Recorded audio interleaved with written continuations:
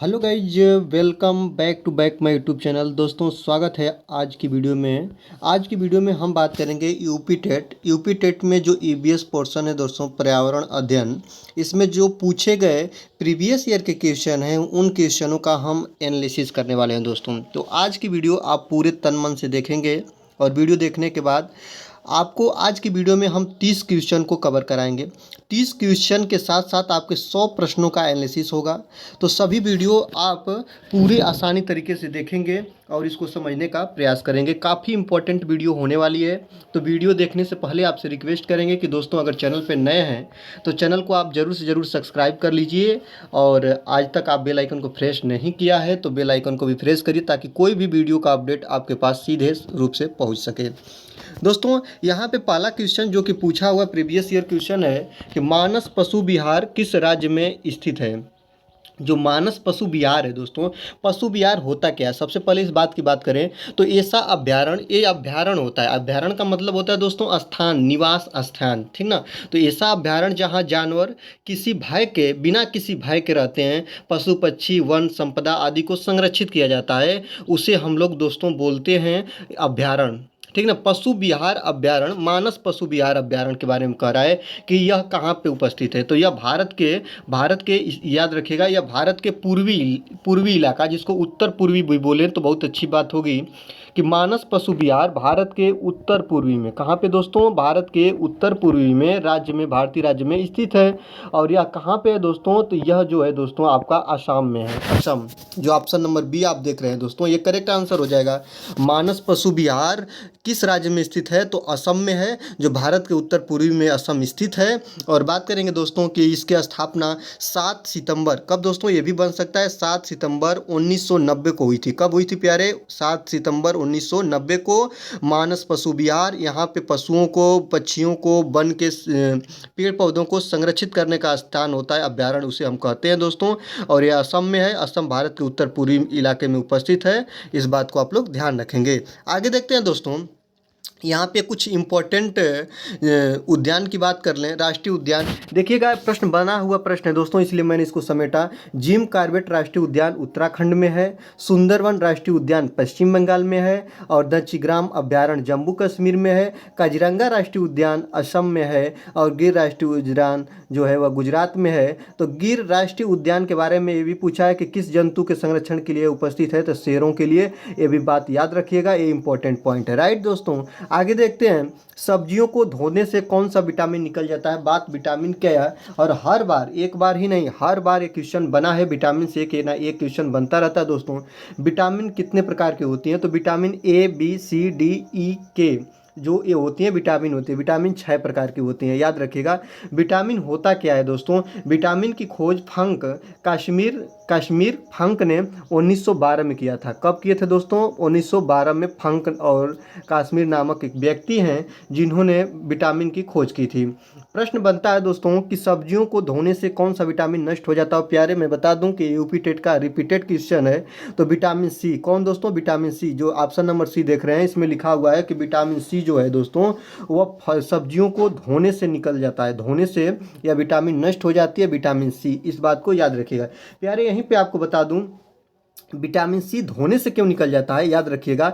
मैं भी इस वीडियो में नहीं, अगले वीडियो में आपको मैंने इस बात को बताया कि विटामिन जो होती है कि जल, याद रखिएगा, एक जल विटामिन और एक वसा विटामिन, ठीक है। तो जल में कोई विटामिन है कि जो घुलनशील है, और एक विटामिन है दोस्तों वसा में है। तो जल कितने वर्ड से मिलकर बना है दोस्तों, 2। तो जल में कितने विटामिन घुल जाते हैं, 2। कौन कौन है प्यारे, बी और सी, याद रखेगा। विटामिन बी और सी जो होती है वह जल में घुलनशील होती है, और इसको छोड़ाकर कौन बचा है, ए डी और ई, और इसके बाद प्यारे के। ये जो है ये वसा में घुलनशील विटामिन है, इस बात को याद रखिएगा। तो जल में घुलनशील विटामिन बी और सी हैं, इसी कारण सब्जियों को जल से धोने पे, या सब्जियों को धोने किससे धोया जाएगा प्यारे, जल से धोया जाएगा। तो जल से धोया जाएगा तो 2 प्रकार के विटामिन नष्ट हो जाएगी। कौन विटामिन, विटामिन बी और विटामिन सी। तो ऑप्शन नंबर सी आपका करेक्ट आंसर हो जाएगा। यहीं पर याद रखिएगा, विटामिन बी जो होती है वो जल को धोने से नहीं निकलती है दोस्तों, इस बात को याद रखिएगा। विटामिन विटामिन सी होती है, और विटामिन सी को हम कहते हैं कि सब्जियों में जब विटामिन सी पाया जाता है तो सब्जियों को धोने से विटामिन सी क्या हो जाता है प्यारे, नष्ट हो जाता है। इस बात को याद रखिएगा।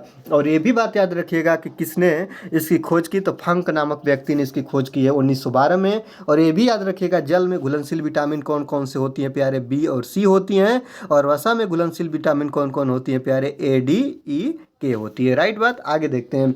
अगला है प्यारे कि पादप हार्मोन जो फलों को पकाने में सहायता करता है। तो पादप हार्मोन का नाम बताइए जो फलों को पकाने में जिसका प्रयोग किया जाता है। तो आपको पता होना चाहिए जो फलों को पकाने के लिए इथाइलिन का प्रयोग किया जाता है। ये बात याद रखिएगा, इथाइलिन, ठीक ना। इसको एथिलीन भी बोला जाता है, ये भी याद रखिएगा। इसका सेकेंड नाम एथिलीन भी होता है। और इसका सूत्र होता है दोस्तों C2H4। ये इसका सूत्र होता है C2H4 एथिलीन या एथाइलिन इसे बोलते हैं। फलों को पकाने में इसका प्रयोग किया जाता है, जो मानव के ऊपर इसका दुष्ट प्रभाव नहीं पड़ता है। राइट बात। आगे देखते हैं। राष्ट्रीय वन नीति के अनुसार देश में कुल कितने प्रतिशत पर वन पाए जाते हैं। देखिए, वन या जल ही जीवन है। वन से ऑक्सीजन न मिले और जल न मिले तो जिंदगी व्यक्ति का नाकाम हो जाएगा जीना। तो ये बात याद रखिएगा कि राष्ट्रीय वन नीति के अनुसार देश में कुल 33% भूभाग पर वन पाए जाते हैं। ऑप्शन नंबर बी करेक्ट होगा। ये पूछा हुआ क्वेश्चन है प्यारे, इस बात को आप लोग याद रखिएगा, समझिएगा। आगे देखते हैं। विश्व ओजोन दिवस कब मनाया जाता है। ओजोन की बात किया जाए और ओजोन के बारे में बहुत इंपॉर्टेंट और रोचक चीज़ें भी मैं आपको बताऊंगा कि विश्व ओजोन दिवस प्यारे कब मनाया जाता है। 16 सितंबर को। कब मनाया जाता है विश्व ओजोन दिवस? 16 सितंबर को मनाया जाता है। इस बात को आप याद रखेंगे। ऑप्शन नंबर सी आपका करेक्ट आंसर हो जाएगा। बात करेंगे सूर्य और ओजोन क्या क्या रिश्ता है दोस्तों। तो सूर्य से आने वाली अल्ट्रा वायलेट किरणें, याद रखिएगा, अल्ट्रा वायलेट किरणें जिसको परावैंगनी किरणें बोलते हैं, इसको पृथ्वी पर आने से रोकती है। अगर ये पृथ्वी पर आएगी तो मनुष्य की त्वचा पे पड़ेगी, स्किन पे पड़ेगी तो स्किन कैंसर आदि बीमारियां ये निकालेगी। तो इसका दुष्ट प्रभाव पृथ्वी पर आकर मनुष्य के त्वचा पे न पड़े, इसके लिए हमारी कौन रक्षा करती है? तो ओजोन परत करती है। याद रखिएगा, ये भी प्रश्न बन सकता है कि सूर्य की अल्ट्रावायलेट किरणों को पृथ्वी पर आने से कौन परत रोकती है, या कौन रोकता है, या कौन रक्षा करता है? तो ओजोन परत। क्या होता है प्यारे? ओजोन परत। ओजोन दिवस कब मनाया जाता है? 16 सितंबर को मनाया जाता है। और ओजोन परत होती क्या है प्यारे? तो यह ऑक्सीजन का मिश्रण होता है। O3 की एक परत होती है, ऑक्सीजन की एक परत होती है जो कि रोकती है। याद रखिएगा।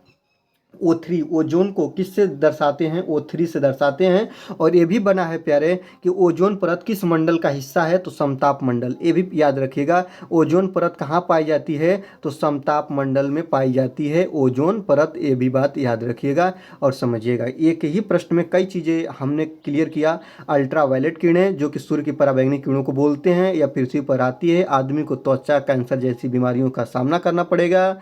और यह ओजोन दिवस कब मनाया गया? तो 16 सितंबर को मनाया गया।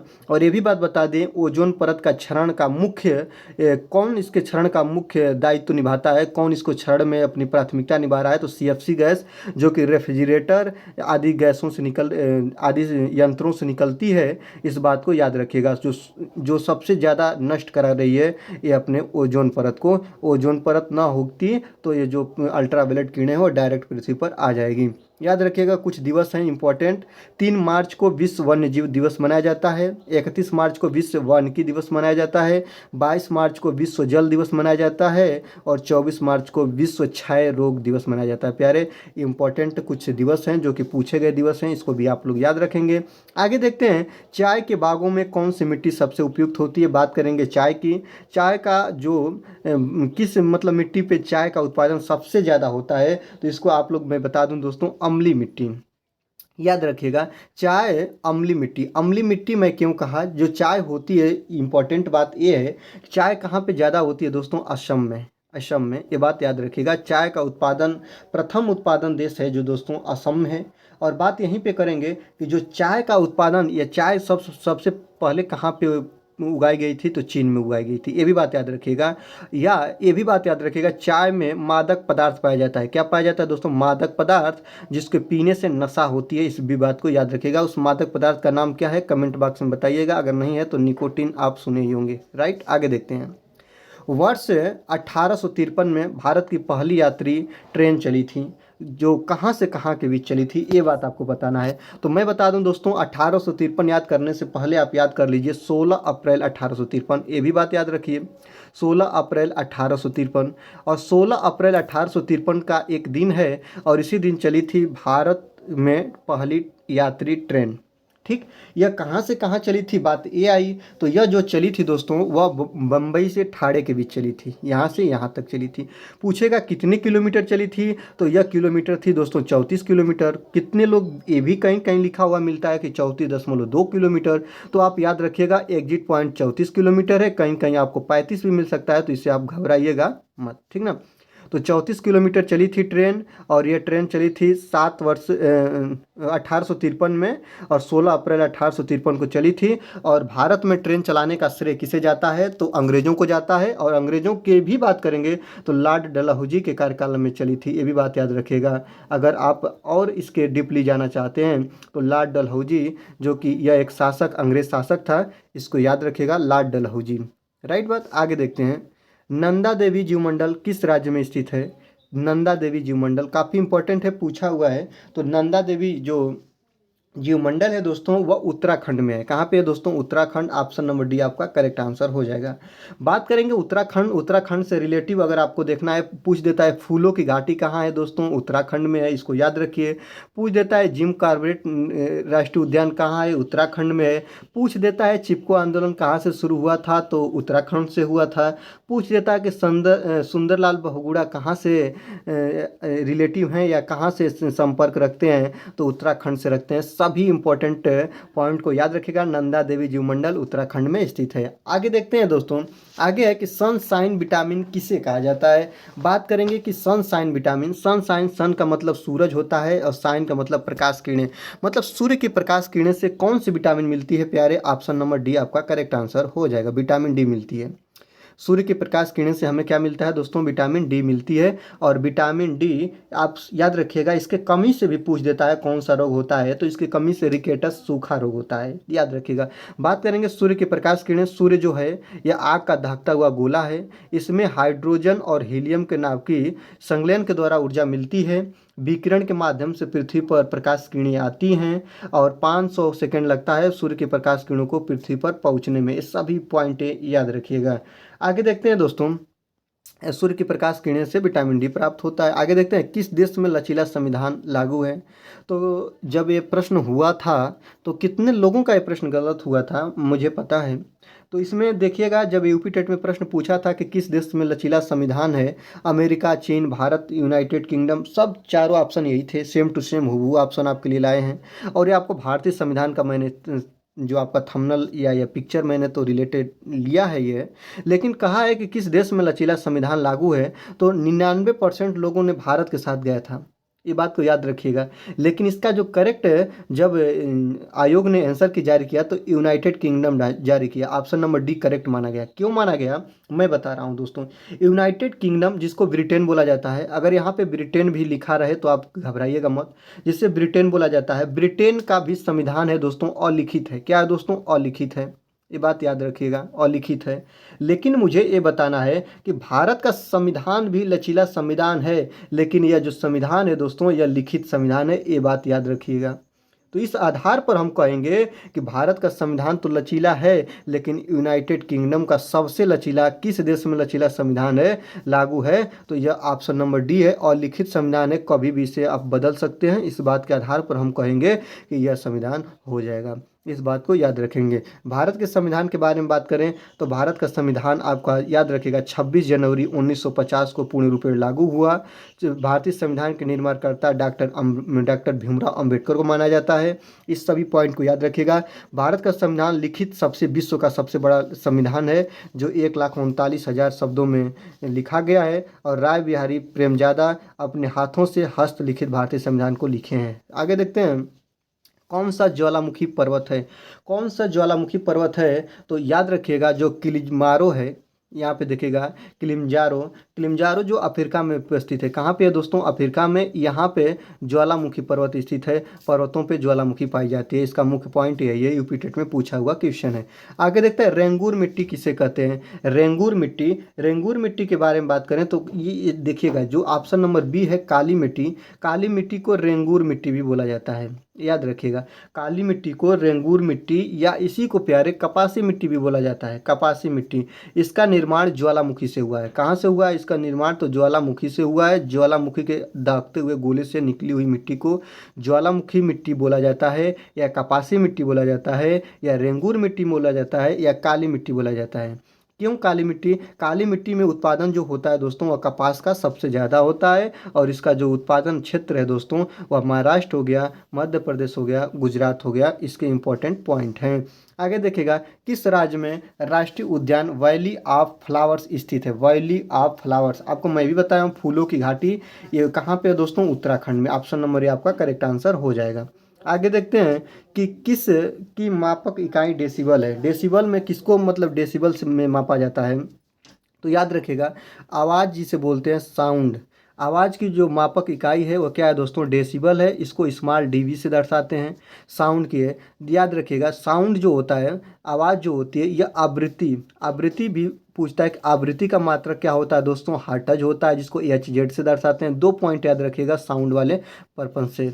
आगे देखेंगे, जल प्रदूषण का पता जल में घुली कौन सी गैस से लगता है? तो जल में घुली कौन सी गैस से लगता है? तो ऑक्सीजन से। याद रखिएगा, कोई भी जल कितना शुद्ध है या कितना अशुद्ध है, इसकी पता उसमें उपस्थित ऑक्सीजन, घुली हुई ऑक्सीजन की मात्रा से निकालते हैं। याद रखिएगा, मैं आपको पॉइंट एक बताया हूँ, जो जल की शुद्धता की जाँच BOD से किया जाता है, बायोकेमिकल ऑक्सीजन डिमांड इसका फुल फॉर्म होता है। इस आधार पर आप कह सकते हैं कि बायोकेमिकल ऑक्सीजन डिमांड जो होता है वह जल प्रदूषण की पता जल में घुली कौन सी गैस से लगाया जाता है? तो ऑक्सीजन से लगाया जाता है। जितना अधिक ऑक्सीजन जल के अंदर होगा उतना ही वह शुद्ध जल होगा, इस बात को याद रखिएगा। भारी जल का सूत्र D2O होता है, और जल का सूत्र क्या होता है प्यारे? H2O होता है। ऑक्सीजन और हाइड्रोजन की पारस्परिक क्रिया के फलस्वरूप जल का निर्माण होता है, ये पॉइंट को याद रखिएगा।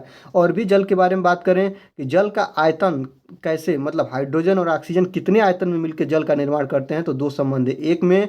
और पूछ देता है कि हाइड्रोजन और ऑक्सीजन का भार, यहाँ पे अगर भार की बात करें तो एक संबंध है 8 का अनुपात में भार होता है, और आयतन की बात करें प्यारे तो 2 संबंध है 1 के बीच होता है। इस दोनों पॉइंट को याद रखिएगा। आगे देखते हैं, चमड़ा उद्योग कहाँ है? चमड़ा उद्योग जो लेदर इंडस्ट्री कहाँ पे उपस्थित है? तो चमड़ा उद्योग कानपुर में। चमड़ा उद्योग कानपुर के लिए, कानपुर जो है चमड़ा उद्योग के लिए प्रसिद्ध है, इस बात को आप लोग याद रखिएगा। ऐसे ही बनता है कि गुजरात जो दोस्तों, गुजरात जो है, यहाँ पे देखिए गुजरात है, दूध उत्पादन के लिए प्रसिद्ध है। पेठा जो है वह आगरा, पेठा याद रखिएगा, पेठा भी पूछा है कि पेठा जो है वह कहाँ पे उत्पादन इसका ज़्यादा होता है? तो आगरा का पेठा प्रसिद्ध है। और दूध जो है गुजरात के लिए प्रसिद्ध है। वो अमरूद पूछ देता है, अमरूद जो है दोस्तों इलाहाबाद के लिए प्रसिद्ध है। और काफ़ी इंपॉर्टेंट, मैं इसको लिख कर बताऊँगा कि जो इत्र है प्यारे वह कन्नौज के लिए प्रसिद्ध है। इस पॉइंट को याद रखिएगा, कन्नौज के लिए क्या प्रसिद्ध है प्यारे? इत्र है। आगे देखिएगा, पेरियार वन्य जीव अभ्यारण्य किस राज्य में स्थित है? पेरियार वन्य जीव अभ्यारण्य केरल में है। कहाँ है दोस्तों? केरल में है, इस बात को याद रखिएगा। केरल के बारे में बात करेंगे, साक्षरता में प्रथम स्थान केरल का है। साक्षरता मतलब पढ़ा लिखा होना, जो केरल में है। केरल में पढ़े लिखे व्यक्तियों की संख्या ज़्यादा है। और यहाँ ये भी याद रखिएगा, लिंगानुपात में फीमेल के लोगों मतलब औरत लोगों का यहाँ पे संख्या क्या है प्यारे? ज़्यादा है, इस बात को भी याद रखिएगा। आगे देखते हैं, सर्वाधिक जल प्रदूषण किससे होता है? सर्वाधिक की बात क्या है? जल प्रदूषण तो सभी से होता है, जल प्रदूषण सभी से तो नहीं होता है। यहाँ पे देखिए ध्वनि प्रदूषण से जल प्रदूषण थोड़े नहीं होगा, तो इसलिए इसके लिए सॉरी कहेंगे। सर्वाधिक जल प्रदूषण किससे होता है? ध्वनि से होता ही नहीं है। और सभी, तब जब ध्वनि से नहीं होता है तो सभी वाला ऑप्शन गलत ही हो जाएगा। यहाँ पे कृषि जल प्रदूषण से, औद्योगिक जल प्रदूषण से।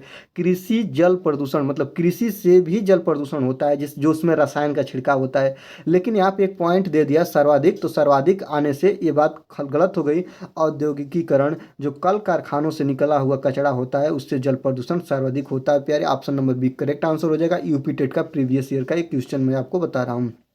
आगे देखेंगे, जल प्रदूषण नियंत्रण वाटर पॉल्यूशन कंट्रोल निवारण अधिनियम कब बनाया? जल प्रदूषण नियंत्रण को जो निवारण अधिनियम, जो इसको कम करने का जो अधिनियम बनाया गया, कब पारित किया गया? तो यह जो बना 1974 में। कब बना प्यारे? 1974 में। ऑप्शन नंबर ये आपका करेक्ट आंसर हो जाएगा, 1974। आगे देखते हैं, अगला आपका क्वेश्चन है कि गंगा नदी को क्या घोषित किया गया है? गंगा नदी को क्या घोषित किया गया है, यह आपको पूछा हुआ क्वेश्चन है। तो गंगा नदी भारत की राष्ट्रीय नदी है, याद रखिएगा। ऑप्शन नंबर बी आपका करेक्ट होगा। राज्य की नदी तो नहीं है, सरकारी नदी घोषित तो नहीं किया गया, इनमें से कोई तो होगा नहीं, क्योंकि भारत की राष्ट्रीय नदी किसे बोला जाता है? गंगा नदी को बोला जाता है। गंगा नदी की जो लंबाई है प्यारे 2525 किलोमीटर है, इस बात को याद रखिएगा, 2525 किलोमीटर। आगे देखते हैं, आदिवासी समूह सहारिता का संबंध किस राज्य से है? तो आदिवासी समूह सहारिता का संबंध जो है वह राजस्थान से है। जो यह आदिवासी समूह जो राजस्थान में पाई जाती है, ऑप्शन नंबर सी आपका करेक्ट आंसर हो जाएगा।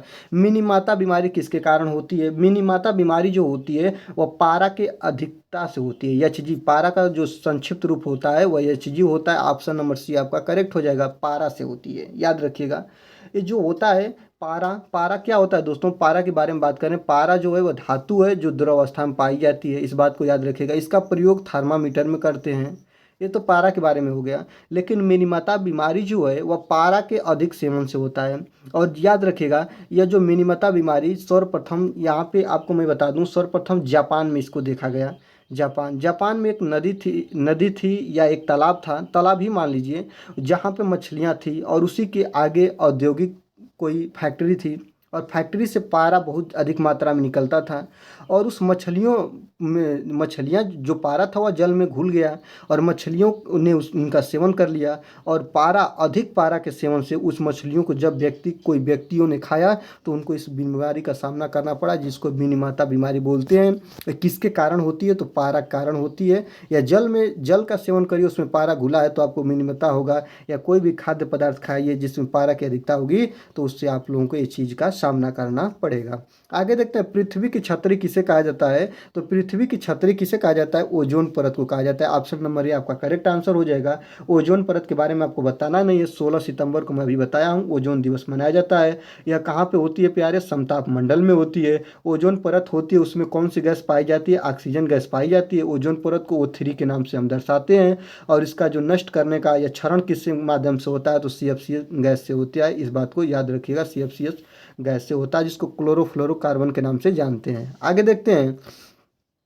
वायु की गति को मापा जाता है। वायु की गति को किससे मापा जाता है? एनीमोमीटर से मापा जाता है। ऑप्शन नंबर डी आपका करेक्ट आंसर हो जाएगा। आपको कुछ पॉइंट दिखाते हैं, देखिए। यहाँ पे हाइड्रोमीटर से द्रव का घनत्व मापते हैं, एनीमोमीटर से पवन का वेग मापा जाता है, बैरोमीटर से वायुमंडल के दबाव को मापते हैं, और हाइग्रोमीटर से वायु की आर्द्रता को मापते हैं। ऑप्शन जितने भी आपके पॉइंट हैं काफ़ी रिलेटिव, काफ़ी इंपॉर्टेंट पॉइंट है जो कि परीक्षा में बन सकते हैं। हाइड्रोमीटर द्रव का घनत्व, एनीमोमीटर पवन का वेग, बैरोमीटर वायुमंडल का दबाव, और हाइग्रोमीटर वायु की आर्द्रता। आगे देखते हैं, कैंसर, मोतियाबिंद, चर्म रोग जैसी बीमारियां किस कारण होती है? तो कैंसर, मोतियाबिंद या चर्म रोग जैसी बीमारियां किसके कारण होती है प्यारे? पराबैंगनी किरणों के कारण होती है। ऑप्शन नंबर बी आपका करेक्ट आंसर हो जाएगा। जो आपको मैं बताया हूं कि स्किन कैंसर हो गया, या मोतियाबिंद हो गया, या चर्म रोग हो गया, ये स्किन की जितनी भी बीमारियाँ हैं, अगर अल्ट्रावायलेट किरणें पृथ्वी पर आएंगी, और अल्ट्रावायलेट किरणें पृथ्वी पर आने से इसका दुष्ट प्रभाव यही पड़ेगा, पराबैंगनी किरणों के कारण ये फैलेंगी। पराबैंगनी ओजोन परत, जो आपको मैंने काफ़ी बार बताया हुआ है। आगे देखते हैं, एशिया का सबसे बड़ा पशु मेला कहाँ पे लगता है? पूछा हुआ क्वेश्चन है। सोनपुर, जो कि बिहार में पड़ता है। कहाँ पड़ता है? बिहार में। बिहार का हिस्सा है सोनपुर, और सोनपुर में लगता है एशिया का सबसे बड़ा मेला। इस बात को आप लोग याद रखिएगा। पूर्णिमा के दिन लगता है। कब लगता है? ये भी बात याद रखिए, पूर्णिमा के दिन लगता है, गंगा नदी के तट पे या संगम। स्टॉकहोम सम्मेलन कब हुआ था? स्टॉकहोम सम्मेलन, तो स्टॉकहोम सम्मेलन जो हुआ था वह 1972 में हुआ था। ऑप्शन नंबर ये आपका करेक्ट आंसर हो जाएगा।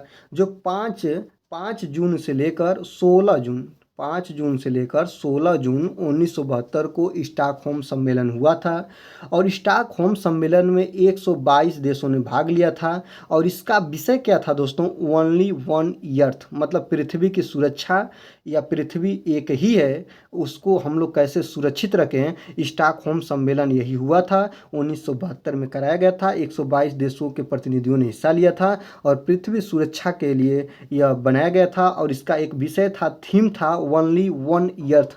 ओनली का मतलब एक और वन का ओनली का मतलब कि ओनली का मतलब होता है केवल, और वन का मतलब एक, और अर्थ का मतलब पृथ्वी, मतलब केवल एक पृथ्वी के बारे में या पृथ्वी की सुरक्षा के बारे में कैसे इसका मतलब हम सुरक्षा करें, इसके बारे में बात किया गया था। विश्व पर्यावरण दिवस कब मनाया जाता है? विश्व पर्यावरण दिवस 5 जून को, काफ़ी इंपॉर्टेंट है।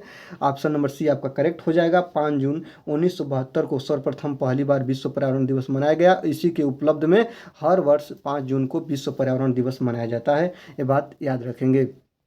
दफला तथा सिंहपो जनजाति किस प्रदेश में पाई जाती है? तो दफला और सिंहपो जनजाति जो है अरुणाचल प्रदेश में पाई जाती है। ऑप्शन नंबर डी आपका करेक्ट आंसर हो जाएगा। यह जो अरुणाचल प्रदेश के बारे में बात करें, यह भारत का पूर्वी हिस्सा है। सबसे पहले सूर्य उदय कहाँ होता है ये भी पूछ देता है। सूर्य उदय, तो सूर्य उदय होता है सबसे पहले कहाँ पे? अरुणाचल प्रदेश में। पूछ देता है कि ब्रह्मपुत्र नदी भारत में कहाँ पे एंट्री करती है? तो ब्रह्मपुत्र नदी जो है वो भारत में एंट्री कहाँ पे करती है? अरुणाचल प्रदेश में करती है। इस पॉइंट को याद रखिएगा। तो दोस्तों आज की वीडियो में बस इतना ही। आपसे रिक्वेस्ट मेरा यही रहेगा कि वीडियो अच्छी लगे तो वीडियो को जरूर से जरूर लाइक करें, चैनल पर नए हैं तो चैनल को जरूर से जरूर सब्सक्राइब करें, और वीडियो अच्छी लगे प्यारे तो दोस्तों तो वीडियो को अधिक से अधिक लोगों तक शेयर करें। और आज की वीडियो में इतना ही। आपको लेकर मैं आते रहेंगे यूपी टेट प्रिपरेशन की वीडियो, सी टेट प्रिपरेशन की वीडियो या टीचर एलिजिबिलिटी टेस्ट की वीडियो, जो भी टीचर संबंधित एग्जाम कराए जाएंगे सभी एग्जाम का प्रिपरेशन की आपको वीडियो यहाँ पे मुफ्त फ्री मिलती रहेगी। तो इसलिए आप चैनल के साथ जुड़ जाइए और अपना एक बड़ा से बड़ा परिवार बने, जिससे तैयारियों में आसानी मिले। और तब तक के लिए धन्यवाद। देखते रहिए अभिषेक एकेडमी। मिलते हैं अगले वीडियो में।